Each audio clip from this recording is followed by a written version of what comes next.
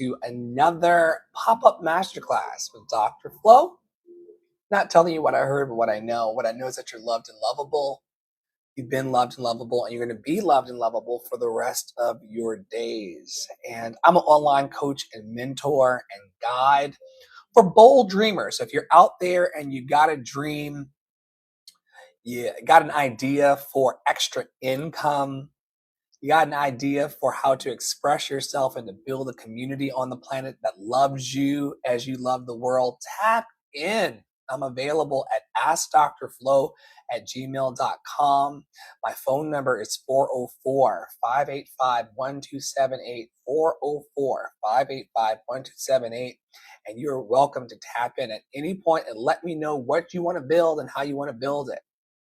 I'm joined today by KM, Essential Magic Care, and Tara Parolo Studio, and awesome Angie Novelties and Gifts over on TikTok. They're hanging out for a little bit as the audience. This idea for this room actually was a seed planted by KM, Essentials Magic Care.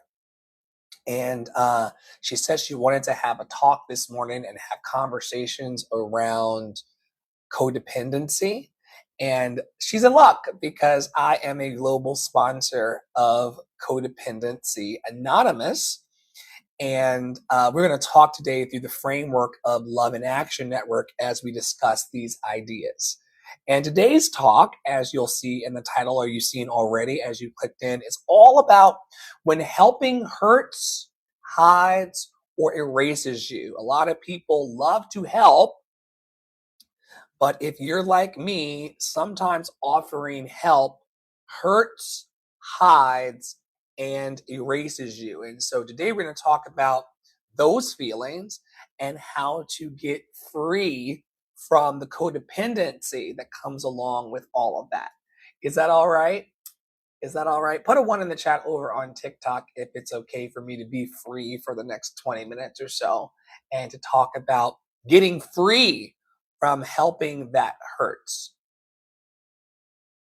All right, I see my number 1. I'm cleared to go forward. And so we're going to talk all about that. Welcome, everybody, once again. Today, we're talking about something that impacts performers, leaders, caregivers, parents, healers, artists, spiritual people, entrepreneurs, community builders, and people who simply want to be loved. Today, we are talking about codependency. You've heard about it. Not from a form of shame, or not from a place of shame, not from a place of blame, but from a place of awareness, compassion, accountability, and healing. All right, we're not going to talk about codependency today from the place of shame. You have nothing to prove, protect, hide, or defend with anyone. I live this out loud. You have nothing to prove, nothing to protect, nothing to hide, nothing to defend from anyone. Say that with me. I have nothing to prove. I have nothing to protect. I have nothing to hide. I have nothing to defend. Just living from that place on TikTok and in real talk in the world will change your whole existence with the world. Having nothing to prove, protect, hide, or defend. And so today, we're going to do none of those things. And we're not going to move from a place of shame as it relates to our codependency or our codependent past. And we're not going to place any blame today. We're not going to blame ourselves or do other blaming, which is a cognitive distortion under CBT. Today, we're going to talk about codependency from a place of awareness, compassion, accountability, and healing. And inside the philosophy of Love in Action Network, we believe that love should create freedom, dignity, truth, mutuality, responsibility, and growth. Love is not supposed to erase you. Love is not supposed to make you disappear. Love is not supposed to make you so emotionally bankrupt while everybody else thrives off your labor, your listening, your sacrifice, and your silence. Let's say that one more time. Love is not supposed to make you emotionally bankrupt while everybody else thrives off your labor, your listening, your sacrifice, and your silence. Woo!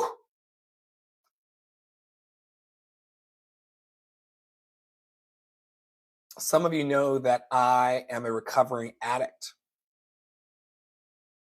mostly addicted to negative emotional states. Of all the things that I've put up my nose and inhaled,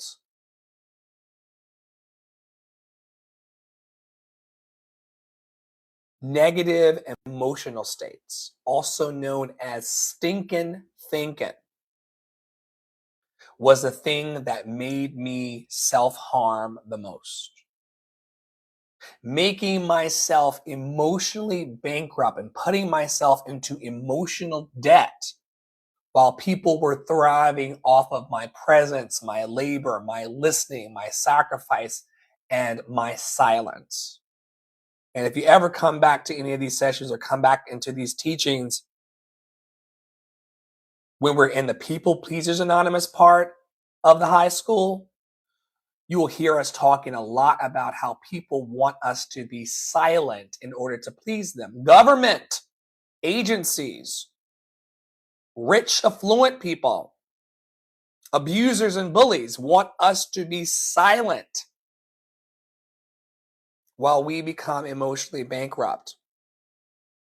And today is all about recognizing the difference between love and rescuing, compassion and control, support and self-abandonment, service and emotional slavery, and community and emotional dependency. I'm going to read that one more time as well. Today we're going to talk about recognizing the difference between love and rescuing, compassion and control. This happened a lot with our parents. I am not a parent, and some of you people watching me think that I shouldn't have any opinions about the ways in which you parent because I don't have any fruit from my loins. Let me tell you something. I have many spiritual children, and I'm reparenting them all the time. Some of you who are on your healing journey know what it feels like to be reparented. Our parents from 0 to 18 or from 0 to 25 or however long your parents carried you. Some people only got carried from 0 to 5, 0 to 12. Some people lost their parents in car accidents, or they lost their parents to emotional issues earlier on in life. Some of us had parents that told us, I will raise you from 0 to 18, but at 18, you're on your own. Many of them did not give us all of the tools and the skills that we needed in order to be in our wholeness as adults. In steps someone like Dr. Flo or others along your path who have taken on the responsibility of reparenting you. So I don't need to have children coloring on my wall and tearing up my house, or I don't need to teach a 15-year-old or 16-year-old how to drive a car and do all of those parental things that you all do in order to be reparenting people and restoring to them the sanity that they did not get from their family of origin. I'm definitely the daddy here. I deal with unruly children and misbehaviors all the time in the network. But there is a difference between loving compassion and control. And a lot of our parents acted like they were giving us compassion when they really wanted to control us.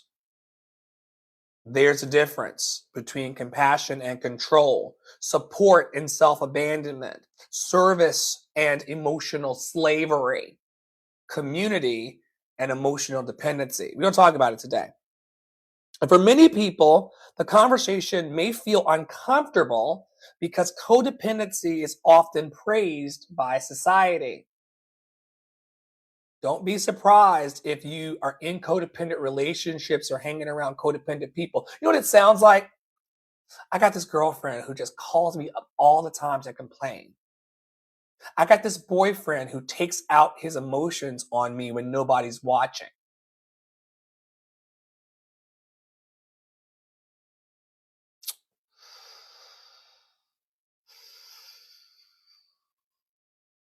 Ooh, ooh, ooh, ooh.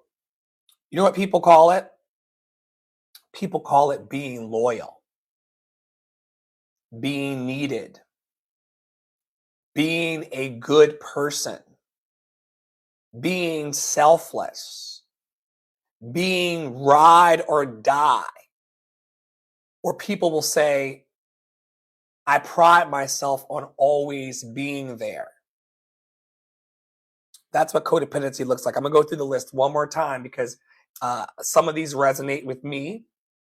And I know that you've had this in your lives as well. The real ones. KM Essentials Magic Care over on TikTok, because it's interactive today, says, I had to let go of a friend like that. We were cool, dependent on each other. Very cool, depending on each other. But the moment you say, beloved, I need to take some time for me, I need to take a break. Can we talk in a week? What did Beyonce said? The first time I said no, it's like I never said yes. The great prophet Beyonce said, the first time I said no, it's like I never said yes. Try telling a codependent person that you need to take a week or 10 months, like Tara and I did, to recalibrate the relationship. They will explode.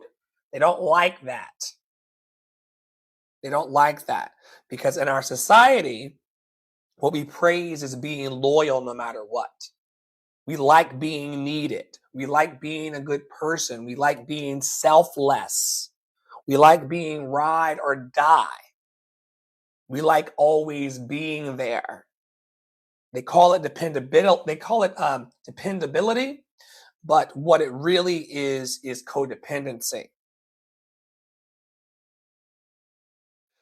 Many times under that being loyal, being needed, being selfless, being ride or die, or always being there, underneath that is fear.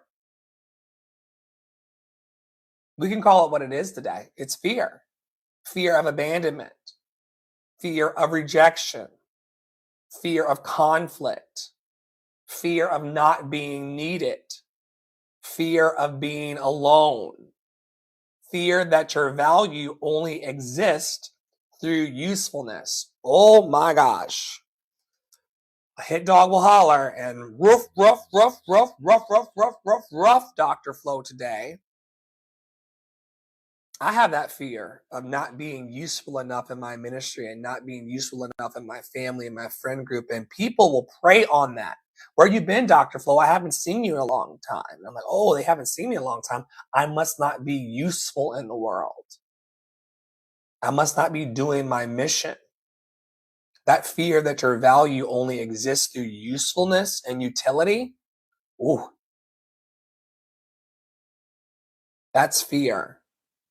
That's codependency. And knowing these things is where your true healing can begin.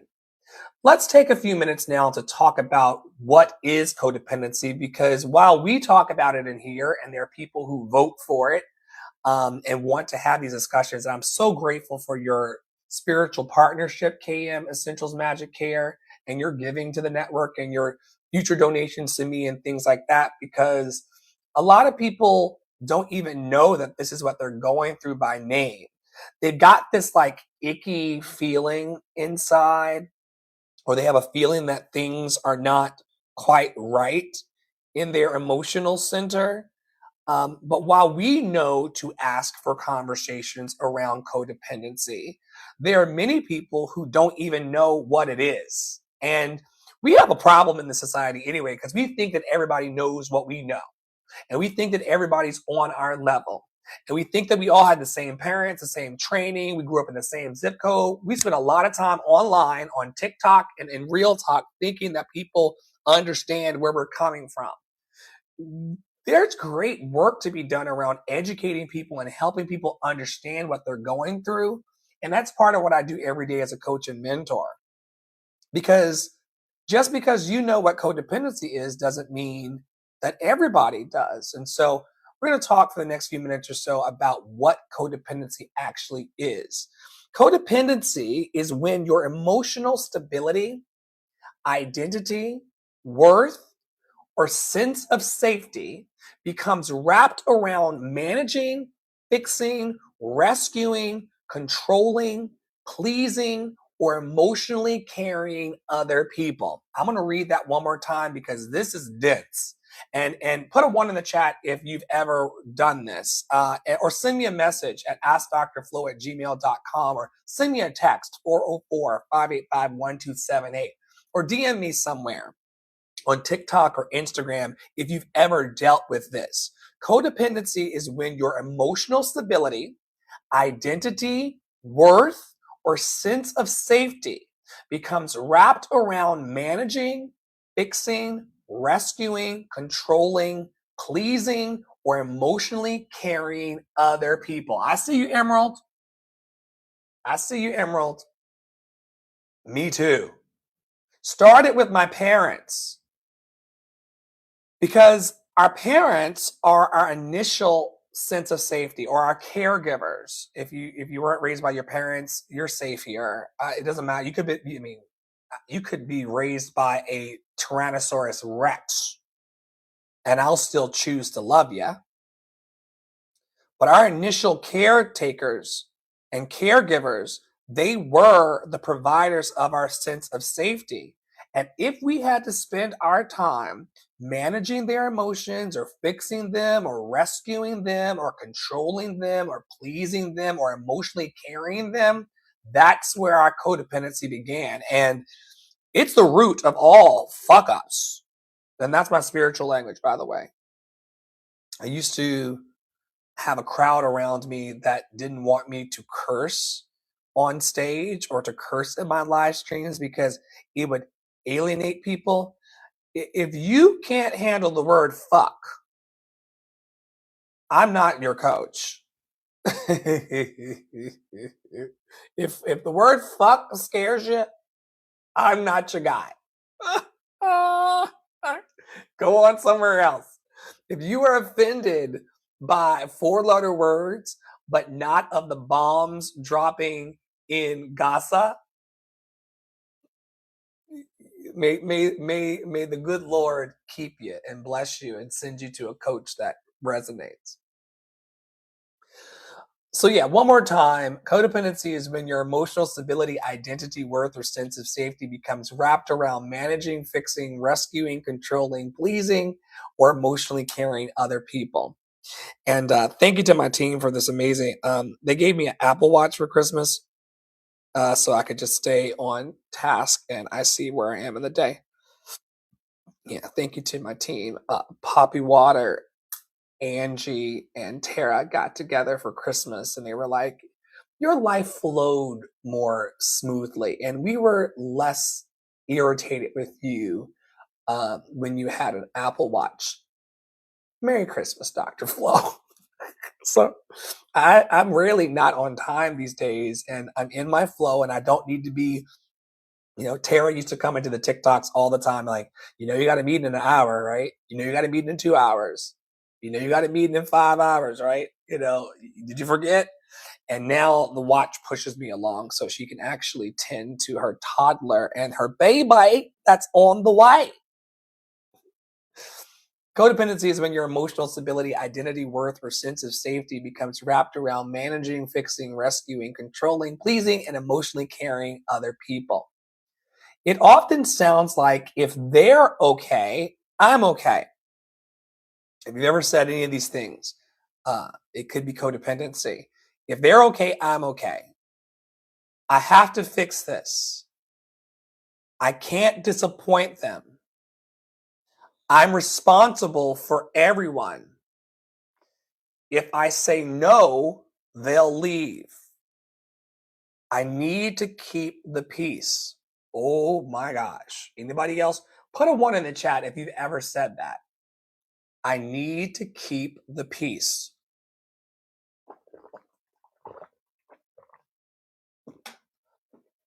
This can happen in a group dynamic where there's multiple people working together, or you may be in a church group or a social group or in a family group text, and then something will pop off.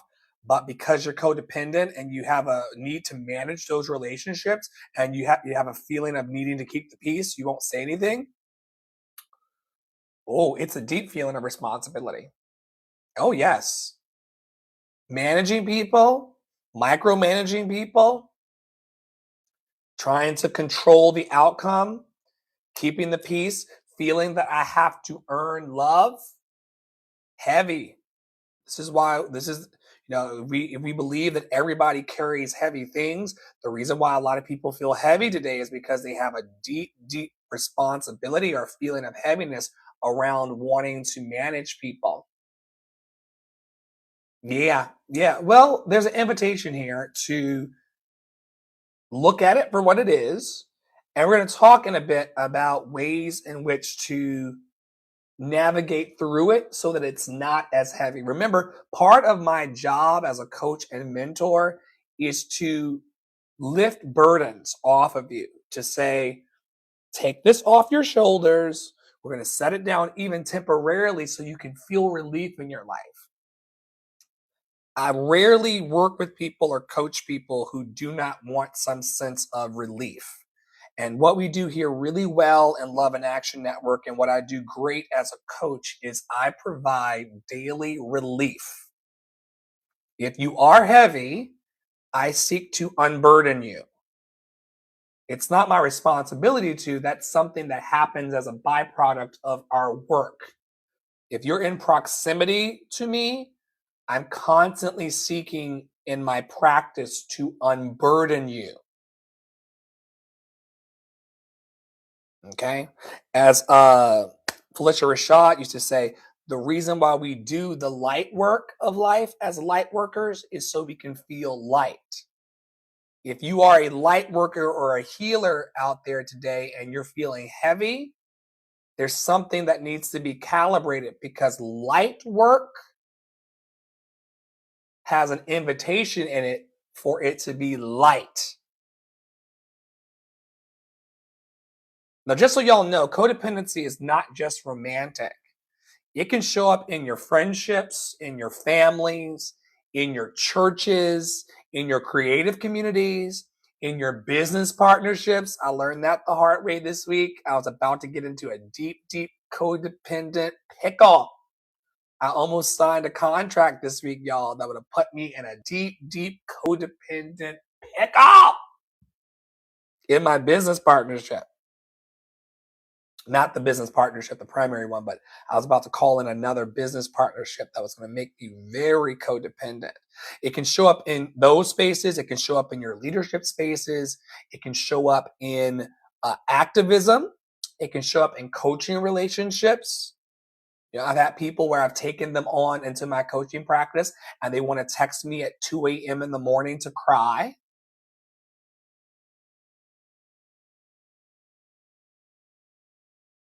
I'm not worth the money that they pay me if you can't be with yourself on the way to our next session. We've got deeper work to do in that coaching relationship. And also, it can show up in artistic collaborations, especially in community spaces. Many people become addicted to being needed, not loved. They become addicted to being needed. And there is a difference. Needed says, if I stop over functioning, everything falls apart.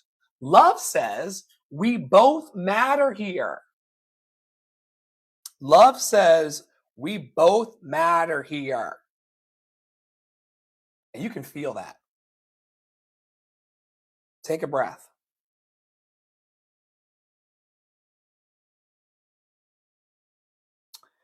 Let's talk about the love and action perspective. In our love and action philosophy, and if you're just joining and you've never met me before, I'm Dr. Flo. I am the Chief Love Officer of a network called Love and Action Network. And we globally encourage, equip, and empower bold dreamers to move from a place of love inside that compels them to live their dreams. And we have got core philosophies here. And today we're talking about life through the framework of codependency and how that can entangle us. And part of our philosophy is that love is not a passive emotion. Love is active responsibility that's rooted in truth. And truth matters because many people call unhealthy attachments love.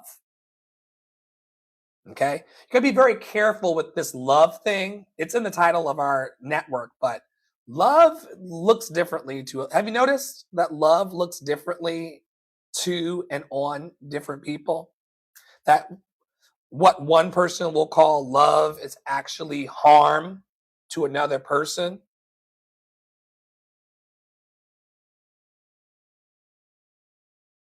Many people call unhealthy attachments love. Love without boundaries becomes resentment. Love without honesty becomes performance. Love without reciprocity becomes exploitation. Ask me how I know. And love without self respect becomes martyrdom. Carol Ann says, yes, I find that I define love different than most people I know. I'd be very curious to know in the comments for the live stream and this taped masterclass. How do you define love through your prism? How do you define love? I define love as, and the rest of the room, if you want to, I would be very curious to know. I define love as, and then fill in the blank, and I'll read it out. But yeah, love without boundaries becomes resentment. Love without honesty becomes performance. Love without reciprocity becomes exploitation. Love without self respect becomes martyrdom. A lot of people are walking around feeling resentful because they didn't put boundaries around their love.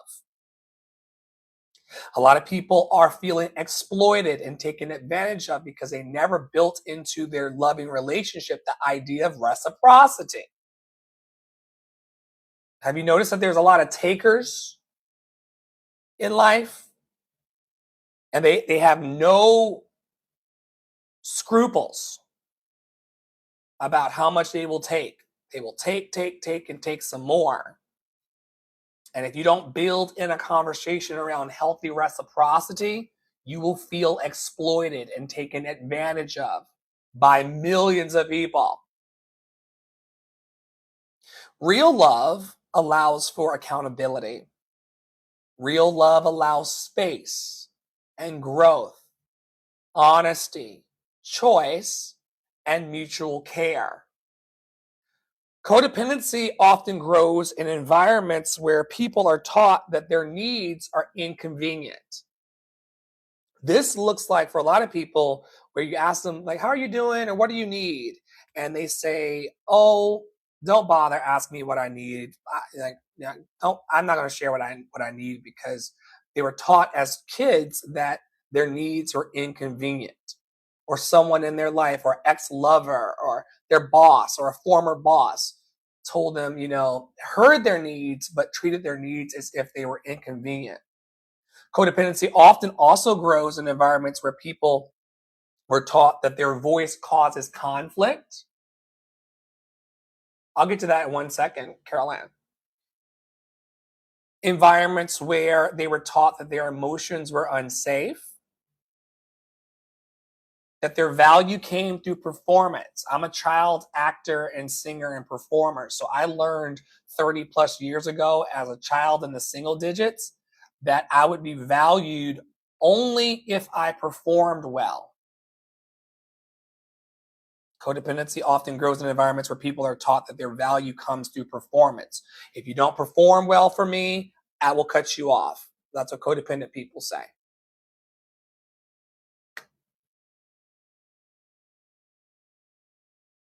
They often also grow, or codependency often grows. Codependency often grows also in environments where people are taught that their survival is dependent upon pleasing others. All right, we got some comments over here. Carol Ann Paints says, Carol Ann Paints over on TikTok says, I define love as consideration, trust building, and adoration for the other person. And then Carol Ann Paints also says, all those things have to be on the both sides. Tara says, oop, that one resonates. Would be very curious to know which one resonated the most. The needs being inconvenient, the voice causing conflict, the emotions feeling unsafe, the value that's coming through performance or survival that's dependent upon pleasing other people. People who grew up in these environments learned, let me become who everyone needs me to be. Let me let me just turn myself into a social chameleon. Right? Let me do what Angie teaches us here in the network. Let me turn today into Halloween and put on a mask so that people will need me. And I've done this throughout my entire life, which is why I've got several different groups of people who think that I'm several different people. And this will lead to people being disappointed in you because you can't keep it up. If I'm Dre, Andre, Willie, Dr. Flo, that fucking guy, you can understand how trying to be that fucking guy, Dre, Flo, Andre, Dr. Flo, how that can create a conflict, right? And so then when you're in codependent behavior, you'll go, let me become who everyone needs me to be. But then, wait, I got to be this person here, I got to be this person here, I got to be this person here. My voice causes conflict here. So I can say what I need to say here, but I can't say it over there. Ooh. And then we wonder why we're exhausted. That's not love. That's adaptation. And adaptation kept so many of us alive. But survival strategies that protected us in one season of our lives can often imprison us in another. And then, oh yeah, don't even get me started, Cam. They are Miss Thang 1245 on this side of TikTok, but then they're Mr. Pickles 4526 over here. And then they wonder why they're exhausted and feeling conflicted in their brains. Well, you're Miss Pickles here and Mr. Shamalama Ding Dong here, and like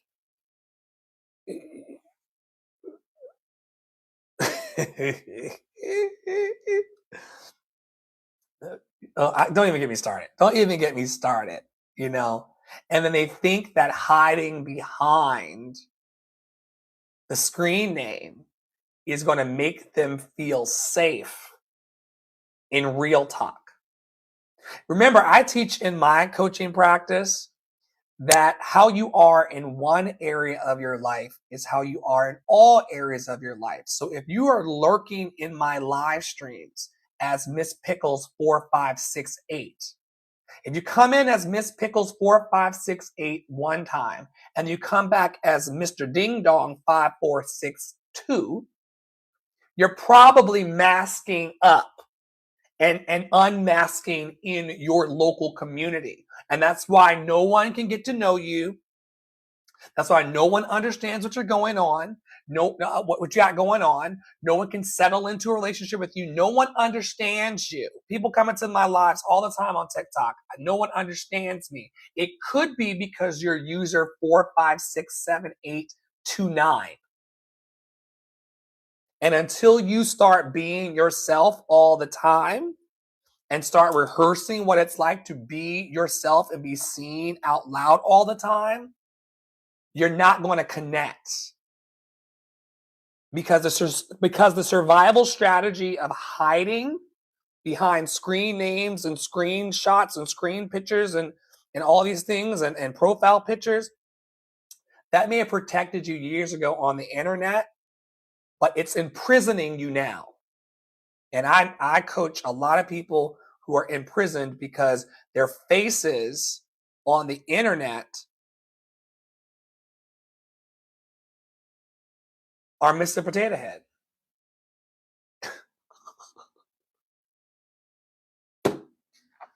There are many reasons why people would need protection, because the world and its people don't always create the conditions for safety and vulnerability. But if you want to be expressed, if you want to have more money, more income, great sex, great food, great adventures, great rest, and the great rest comes from having money so that you can take time off, you're going to need to surrender those past survival strategies that are imprisoning you and come into a new vibration.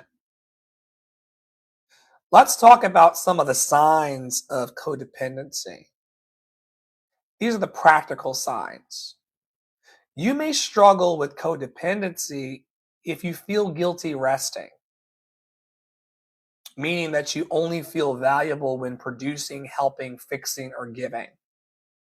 You may struggle with codependency if you over-explain your boundaries, if the word no feels dangerous. You may be struggling with codependency if you attract emotionally unavailable people. This is we could do a whole podcast and a whole masterclass and a whole series and a whole workshop on attracting emotionally unavailable people. There's millions of people who are frustrated today because they're chasing emotionally unavailable people, trying to earn love through labor. We don't even have time for that. We don't even have time for that. But if you're out there struggling with that, please hit me up. Or if you're hearing this in the replay on the podcast, we can talk about it. We can talk about it. Thinning Veil 777 is an over-explainer. You don't have to do that. You don't have to do that. Especially with people who are emotionally unavailable. And once you pick up that they are emotionally unavailable, release them. You also may be struggling with codependency if you confuse being needed with intimacy, meaning that people contact you only during emergencies. You also may be suppressing your real feelings. You become the strong one while privately collapsing. That's a sign of codependency as well, that you have to become the strong one while privately collapsing.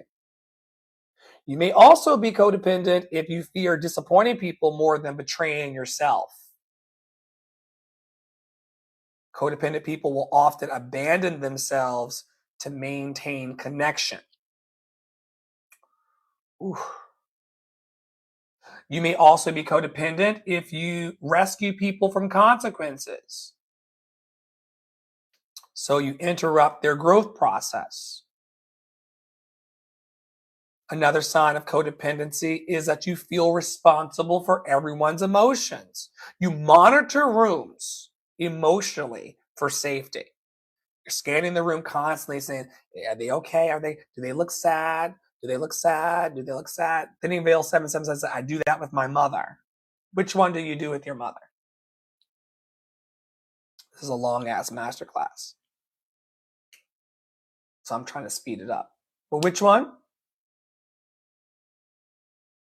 Another way that you may be engaging in codependent behaviors is that you become resentful after overgiving. This is where I was with the Love in Action Network and with many things that I've worked on. I do a lot of free programs and I do a lot of free offerings, and I will continue to do sliding scale and free offerings because I think that people need this water more than I need money. But oftentimes when people don't respond positively to the free stuff, we just now started getting people to come into the TikTok daily and come to the clubhouse rooms and participate. But for years, I would be doing these master classes. We have over 900 episodes of our podcast. And many times I'd be like, we got no listens. Fuck up. We got no participants. Nobody RSVP'd. Yes. Fuck off. That was me becoming resentful after overgiving. I was giving beyond my capacity, hoping for appreciation. Thinnyville 777 says that they keep their mouth shut so that their mom won't abandon them.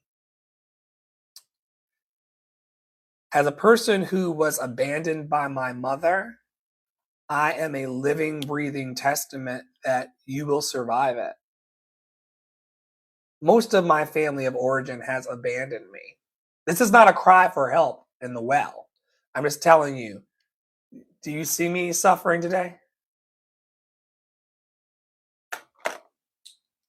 I'm still having, you have to recognize that you still have the capacity to have great sex, great food, great adventures, and to have great rest, even if your parents abandon you. Sometimes that thirst for love and appreciation and validation from a parent is the thing that's actually draining you of your energy, because that's one mother that you want validation from, whereas there are thousands of people who want to love you more than she does. You know?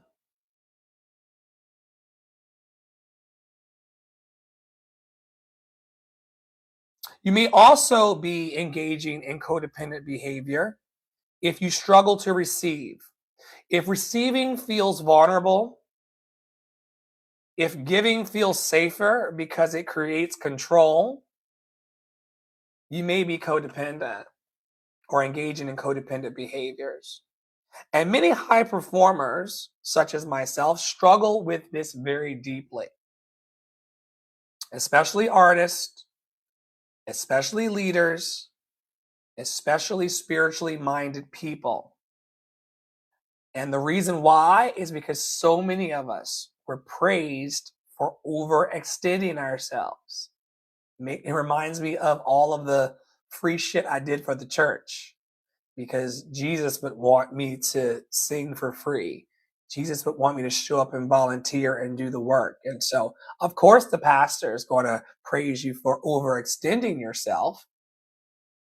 So if you're an artist out there or a leader or a spiritually minded person, just know the takers are going to definitely give you head pats for wearing yourself out for them. All right, now let's talk, and you all are getting your money's worth today. You can send your donations to lovedandlovable.org. If you go to lovedandlovable.org and you click the second link from the top or the third link, you'll see the donation portal, and you're getting your money's worth today. This is a long one, even for me. It is a joy and a thrill to serve the world. As performers, creators, educators, and community leaders, codependency can be hidden behind applause. You start becoming the helper, the encourager, the emotional support system, the rescuer, the spiritual anchor, the safe person for everyone else. But who holds you? Who asks what you need? Who notices when you disappear emotionally? Many gifted people are deeply lonely because they built identities around usefulness instead of authentic connection. And eventually, burnout appears, bitterness appears, exhaustion appears, isolation appears, and emotional numbness appears. Put a 1 in the chat if you've ever, as a healer and as a gifted person, had burnout, bitterness, exhaustion, isolation, or emotional numbness. I've had them all. Put a 1 in the chat if you've had one. Put a 2 in the chat if you've had them all. Two. I've been burned out. I've had bitterness. I've had exhaustion. I've had isolation. I've had emotional numbness. And that was just yesterday. I'm joking. I'm joking. I'm joking. I'm joking. It wasn't yesterday. It was, I would say last year. Last spring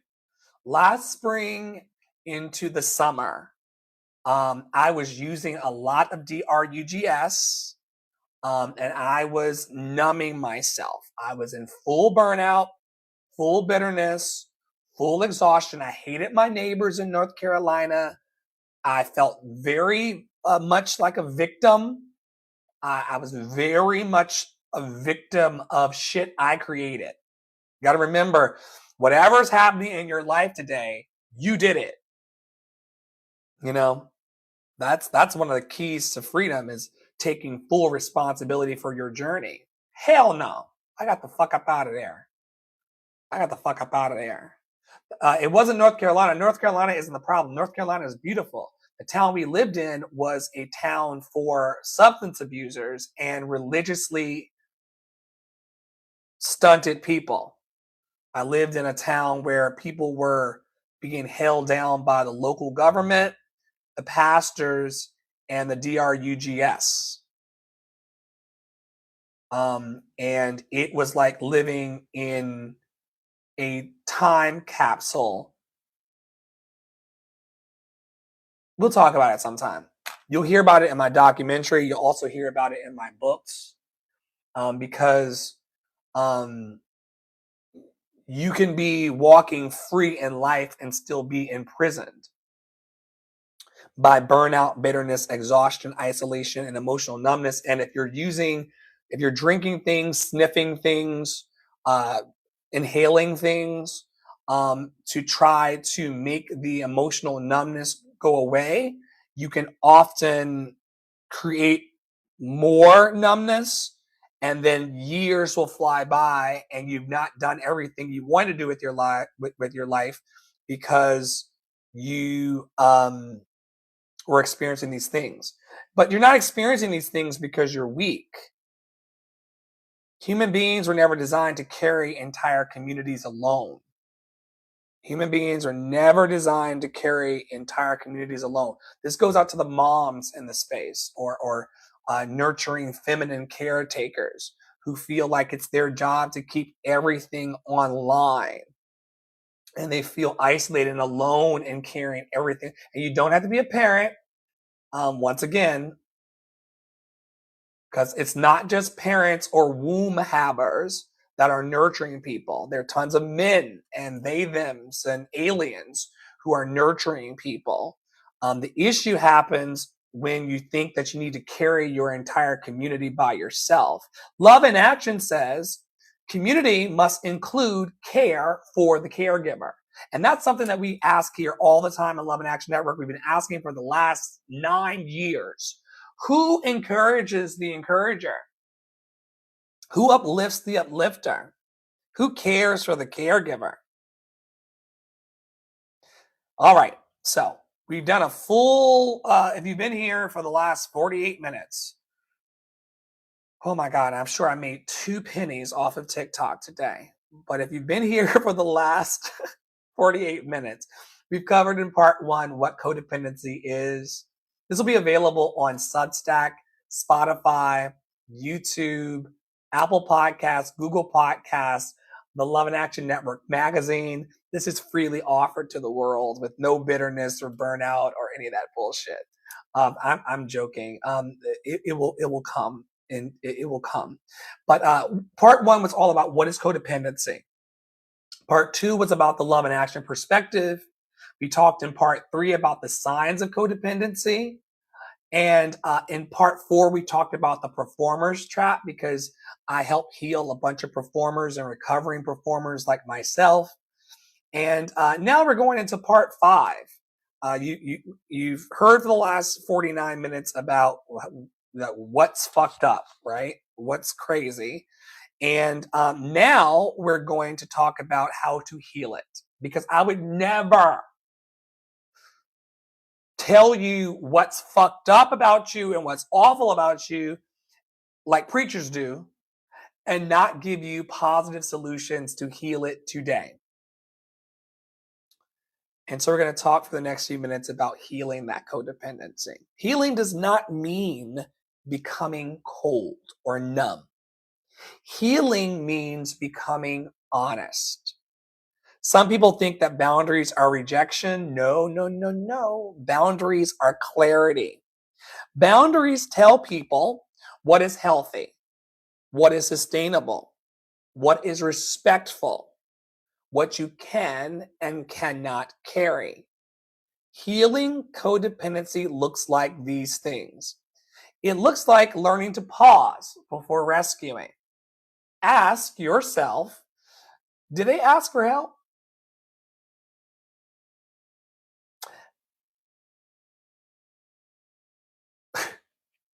Did they ask for help? Because you'd be surprised. People will call me up even to this day and start venting about everything shitty in their lives. And I have this like need as a healer to help people. So I'll start helping them and coming up with business plans and talking them through their situation and then doing all of this emotional labor when they never ask for help. And we know we live in a society full of millions of people who do not know how to ask for help. So if you start giving them help when they didn't ask for it, you're going to tire yourself out forever. This is a powerful question that I need to start asking myself as well. Did they ask for help, Dr. Phil?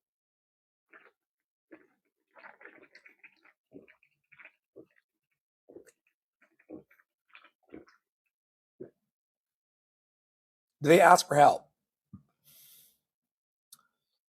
Another question. Am I helping or controlling? Am I helping or controlling? Am I abandoning myself again?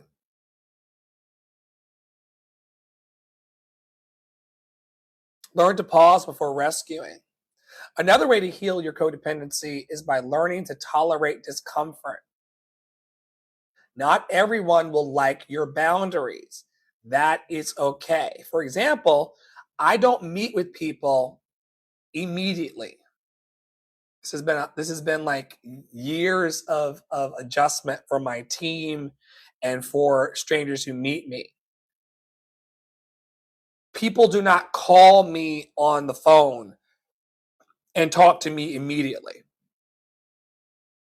And I've had people, including family and friends, who do you think you are?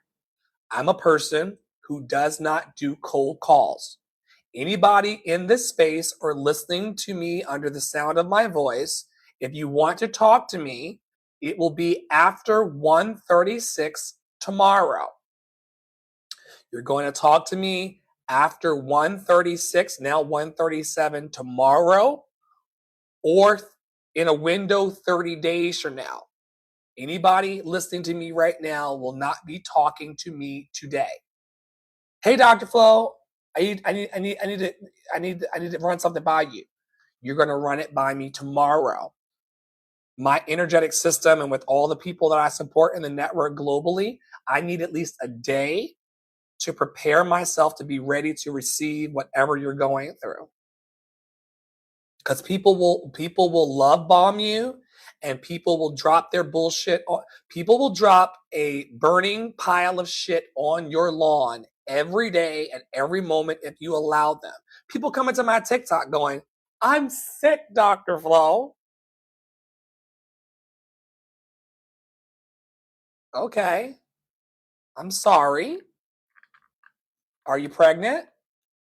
You need some echinacea? Like, what are you gonna do about that, girl? We're miles apart, you know? But it gets really uncomfortable if you're a person who's constantly been if you're a person who has been constantly answering the phone for people who emotionally suck you dry like emotional vampires. Put them on a curtailment. You didn't answer your phone when I called. Can we talk tomorrow in the afternoon? Can we talk on Monday? Nothing puts the brakes on an emotional vampire more than giving them a window. You got to remember, I play a doctor on TV. I'm not a brain surgeon. I'm not an ER physician. So there's nothing that anybody in this room or anyone else needs from me that needs to happen immediately. I'm first aid and emergency response trained. I'm a former flight attendant, so I could save your life at 30,000 feet in the air with nobody watching me. But we're not there. I'm not a flight attendant today. I'm a community healer, and not everyone will like your boundaries, and that's okay. You know, I've lost many friends because I made them book an appointment. I've lost many. I've lost many personal friends and many family members because I asked them to book an appointment on my calendar.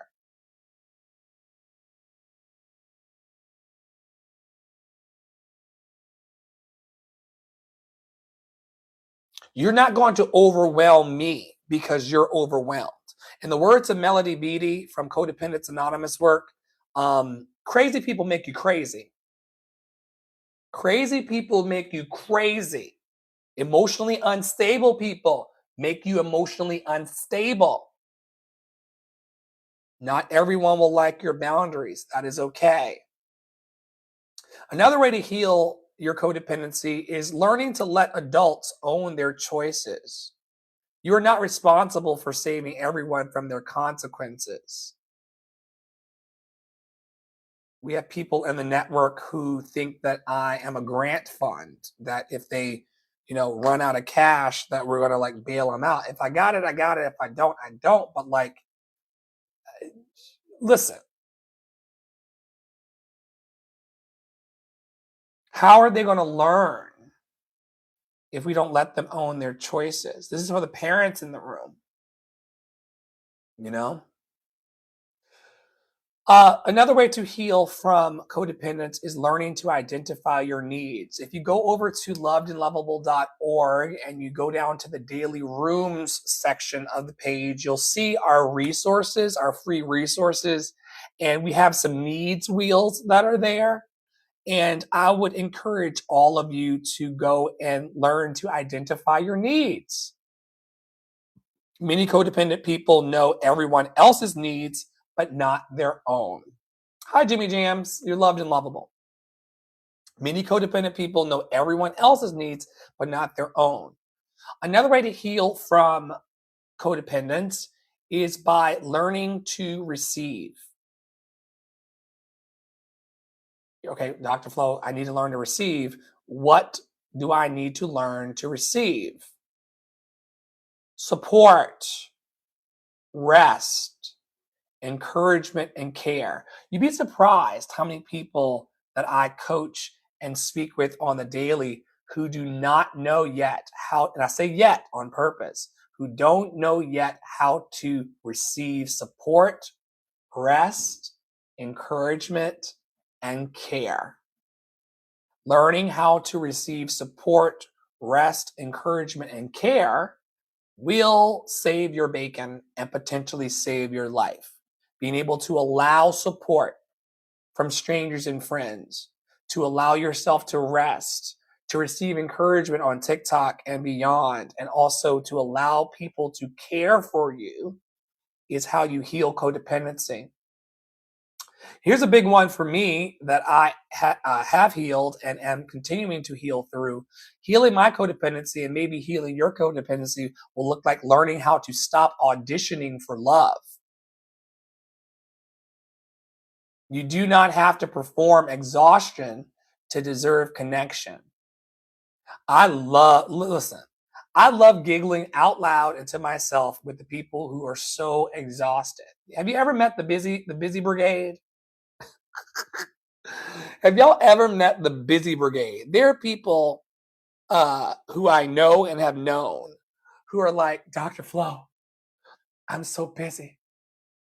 Dr. Flo, I just died. Dr. Flo, I got so much going on. Dr. Flo, Dr. Flo, I'm Dr. Flo, I'm just so busy. I'm just exhausted and I am busy. I am busy, Dr. Flo. And to myself, I'm always going, what makes them think that they're more busy than me? What makes them think that they're more busy than others? What makes them think that they are more overwhelmed than millions of other people? Maybe if we stop auditioning for love everywhere we go, we recognize that we do not have to perform exhaustion in order to deserve connection. A lot of people will bond and trauma bond over their exhaustion as it relates to other people or their exhaustion in life. Let me tell you something. If you build a relationship that's built on exhaustion, don't be surprised if they get mad at you the moment you get rest. These are my reading glasses, Jimmy, because I'm old.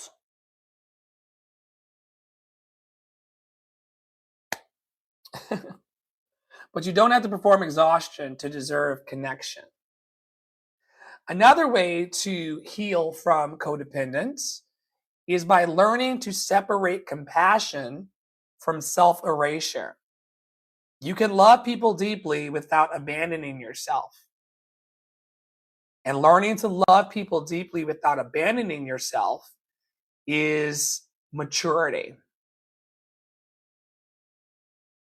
KM, I didn't know when we stepped into this that it was going to be this robust, but this is going to be one for the books. Okay. So how do you love without self-abandonment? How do you love people and how do you love yourself without getting distance from yourself? One of the deepest lessons in Love in Action Network is this. You are allowed to matter too. Your nervous system matters. Your dreams matter. Your exhaustion matters. Your healing matters. Your joy matters. And some people only feel safe when you stay small, overgiving, accessible, and emotionally available 24/7. Your healing may disappoint people who benefited from your lack of boundaries, but disappointment is not abuse. Say that with me, folks. Disappointment is not abuse. Sometimes people experience your growth as rejection because they were attached to unrestricted access to you. This is not your responsibility. Giving people unrestricted access will tire you out. Now, as we close, and thank y'all for hanging on. Those of you who've been here the whole hour and 2 minutes, going on 3 minutes, if you've been here for the last hour and 3 minutes, give yourself a round of applause. Because we did a deep dive today into codependency. And here are some reflection questions for you to take with you. This would be a great opportunity for you all to grab your pen and your paper. Because if you have pen and paper and you write these down, these are questions that you can have with you throughout the week that may illuminate part of your experience and help to free you from codependency. And thank you once again to KM Essentials Magic Care for sponsoring this talk by asking us to talk about it. I got up and was making oatmeal this morning casually, and I did a poll on TikTok to ask what people wanted to talk about today. And it's been a while since folks have wanted to have a reflection and conversation around codependency. And that's how we got here. So serendipity in the universe and Kismet all came together, and KM Essentials Magic Care was the only one that voted for this, but I feel like it's been a benefit for everyone, including myself. And I love that when one person brings cupcakes to the office, everybody gets to have cupcakes. I love that. So thank you for bringing the cupcakes, KM. So do you all have your pen and paper? Because these are the questions that are going to help you even when I'm not around. Okay.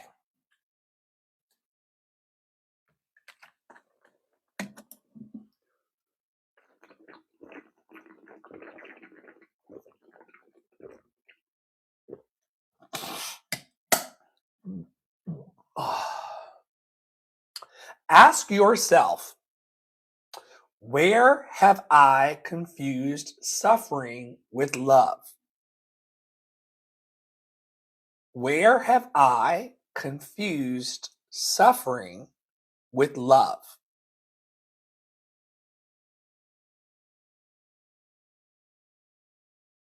Next question. Where have I been over functioning? Where have I been over functioning? All right, for those of you taking notes, next one, big one.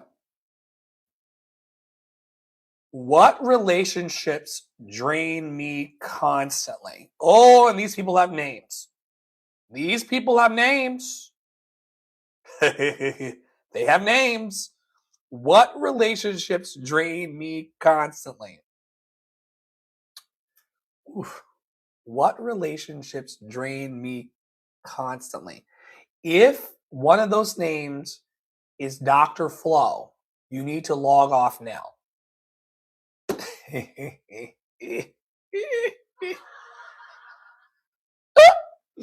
Ah, what relationships drain me constantly? What relationships drain me constantly? I will tell you this. I don't really have a list. And that, so you don't have to have a list. But, if you do, they have names. Um, Most of the relationships that drained me constantly, they've either gotten mad at me because of boundaries and left, or I've ghosted them already, or made it very, very clear that in order for our relationship to continue, they would need to stop draining me. So I've either recalibrated or re-alchemized all of my relationships that were draining me, or I've ghosted the people who have drained me, or me creating boundaries and living my truth and talking my shit has caused them to run into the bushes. So just know that you don't have to have a list. I can't really think right now of anybody who drains me. I'm trying to make sure that I'm being in my authenticity. Yeah, I don't really, yeah. Now, there are people who are around me now who used to drain me. I have people around me now who used to drain me. We recalibrated all of those relationships. I took care of that. I nipped that shit in the bud. You cannot be around me. Like, and here's how you know. If you're going into a meeting or the phone rings or someone texts you and you're rolling your eyes, let's say that the phone rings from somebody who drains you constantly, and you go, oh, fuck, hello. It's time to work on that. I don't have anybody in my life right now that I don't enjoy hearing from. But I also told you, people are not allowed to call me up. No one can ring my phone and expect an answer. And that will get rid of people who drain you too. If you put everybody you know into voicemail, if you set up a voicemail, if you call me right now, it says, Dr. Flo, leave a message. That's my it used to be, it's Dr. Flo, home of Love and Action Network. Leave a message and we'll get back with you as soon as we can. My voicemail now says, Dr. Flo, leave a message. If you didn't leave a message, you didn't leave a message. They'll never be able to drain you again. What relationships drain you constantly? Next question. What needs have I ignored inside myself? What needs have I ignored inside myself? Oh, yes, Thinny Vale. You get it. What needs have I ignored inside myself?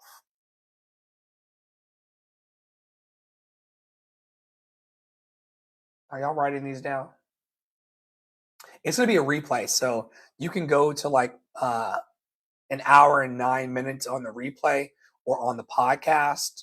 This is going to be on YouTube, Facebook, Substack, Spotify, Apple Podcast, Google Podcast, and the Love and Action Network magazine. So if you miss some of them, you can always, this is freely given. What needs have I ignored inside myself? I'm doing one right now, Jimmy. I'm doing one right now. The next question is, what would healthy reciprocity look like? What would healthy reciprocity look like? What would healthy reciprocity look like? I'm doing one right now, Jimmy. It's right here.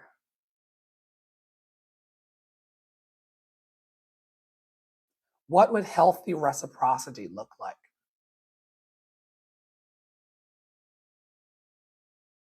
Next question. Who am I when I stop rescuing everybody? Who am I when I stop rescuing everybody? Who am I when I stop rescuing everybody?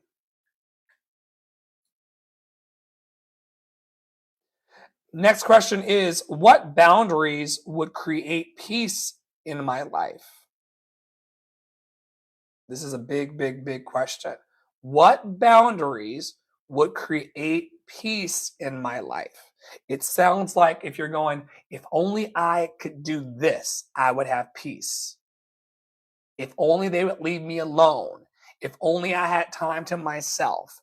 If only I didn't, you already know what boundaries would create peace in your life.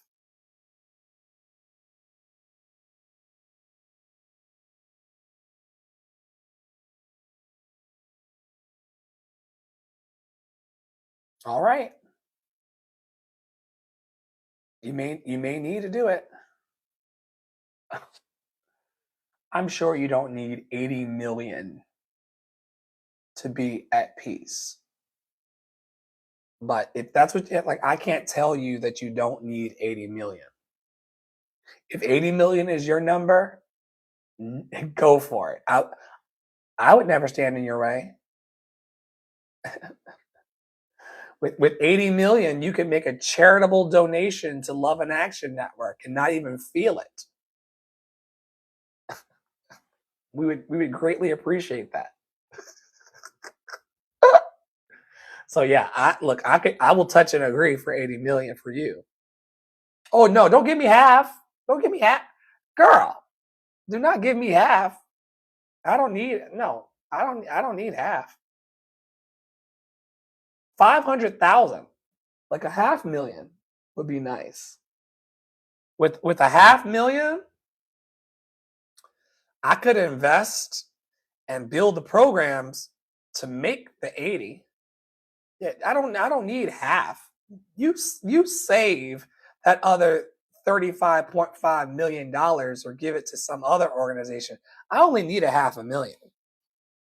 I only need half a million. I don't need a half though. You can, I wouldn't even take that. It's not because I am not able to receive. It's just that, like, I don't. You should see what my operating budget is right now.